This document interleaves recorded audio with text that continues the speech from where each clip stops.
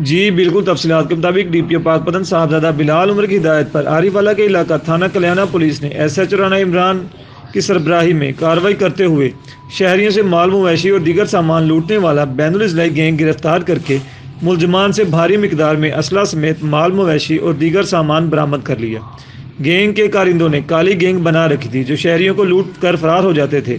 कल्याणा पुलिस ने जदीद टेक्नोलॉजी का इस्तेमाल करते हुए गैंग को गिरफ्तार कर लिया। कैमरा टीम के साथ जिशान मकसूद, जहान न्यूज़, पाकपतन।